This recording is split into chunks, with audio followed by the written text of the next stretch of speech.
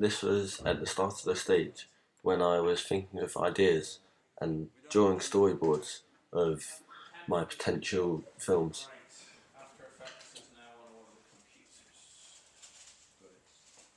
As you can see, this was all done by pencil.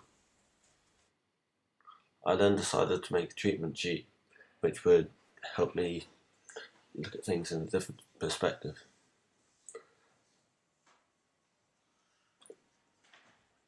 These post-it notes of the chronological order of what my actual film ended up being.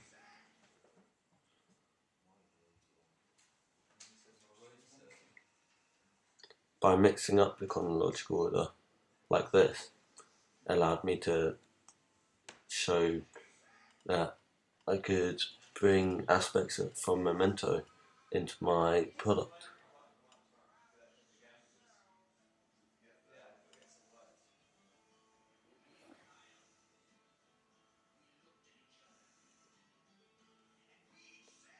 As you can see, the fall was at the very end, so parts in between and after were placed before it.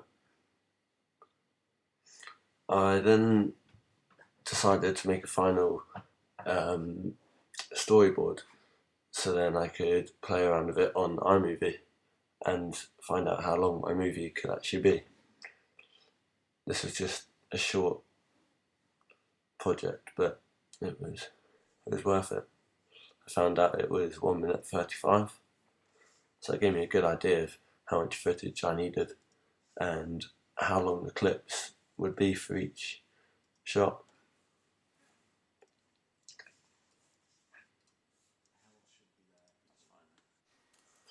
I then did some last minute finalising before the final day of when I met up with my actors Nick and Robin, and we got on with the shoot, just making sure everything's in the right order and the colour coordination resembles the chronological order.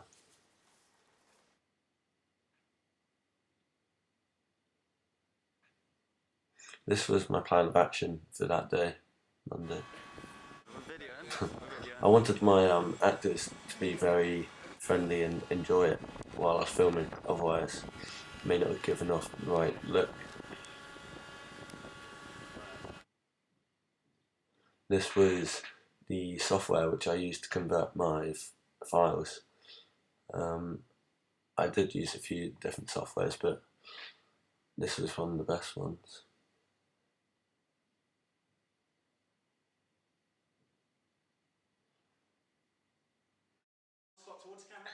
This clip shows myself and my class playing around with the green screen. This was the first time I used it, and I got one of my classmates to stand in front of it and play along while I changed the background. This was a great way to open up my eyes to see what could be done with it. I then shot my own footage of Nick over the top of a green screen and imported it into After Effects.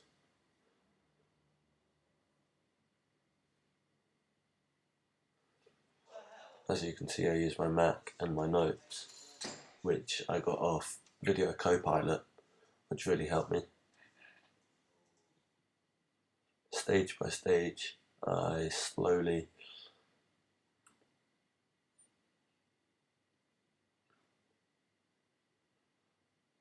finished off the green screen effect and imported it into one of the backgrounds which I had. This was me masking out the part which I needed, and this allowed me to change the background, the green bit, to the background I wanted. So that shows them all masked out.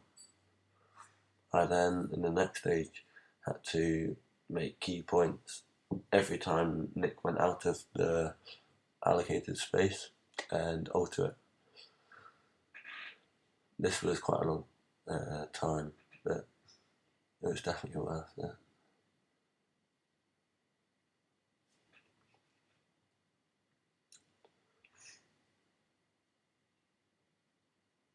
It was good just to try it out. First time I've used it, and I thought it worked quite well.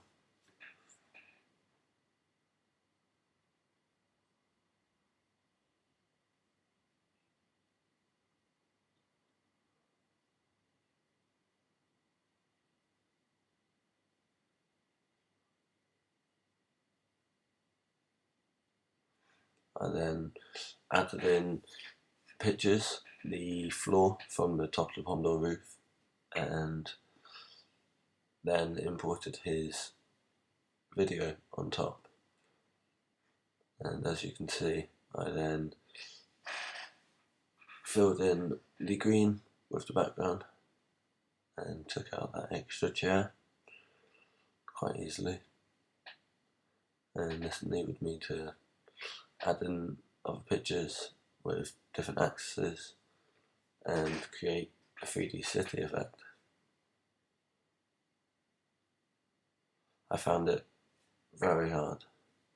This was my ident, which I produced on Motion.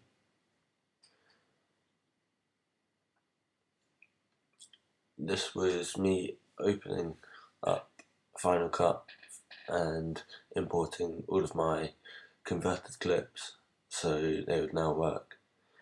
And I slowly began to edit my film. And sometimes, like you can see, I wanted some sound effects from other clips, but I didn't actually want the video, so I took out their sound by locking the sound bar at the bottom and imported the picture over the top.